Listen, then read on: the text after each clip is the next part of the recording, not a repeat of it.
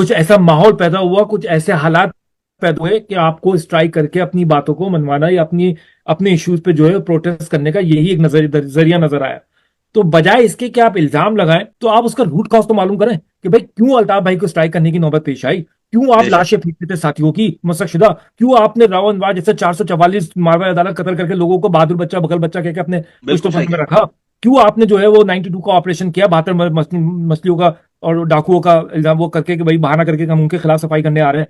क्यों आपने जो है एक तहरीक को, एक कौम को, एक पार्टी को जिसके पास अवामी मेजोरिटी थी, जिसको आवाम ने पसंद किया था उस लीडर को, क्यों आपने उसको जो उसके खिलाफ 92 में ऑपरेशन किया, फिर तसलसल के साथ आप ऑपरेशन करते रहे। हैं। तो आपने जो ज्यादतियां की, उस ज्यादती का रिएक्शन तो आना था।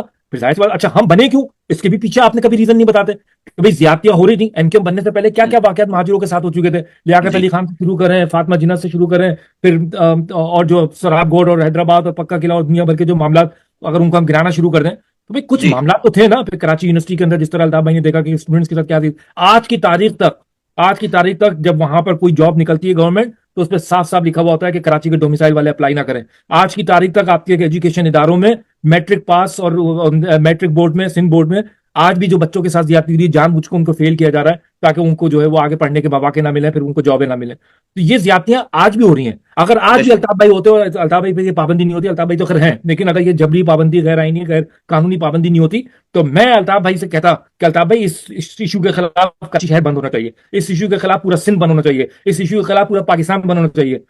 देखें, कराची शहर बहुत बड़ा शहर है, ये कोई 10 12 15 20 लोग नहीं है जो शहर बंद करा देते थे, जो इल्जाम लगते हैं हम पे। अवाम अपनी मर्जी से, बिजनेसमैन अपनी प्रॉब्लम देख के, कराची के लोग अपनी उस इश्यूज को जिसकी बेस पे अल्ताफ भाई कॉल देते थे, उसको समझते हुए खुद वॉलंटियरली बंद करते थे।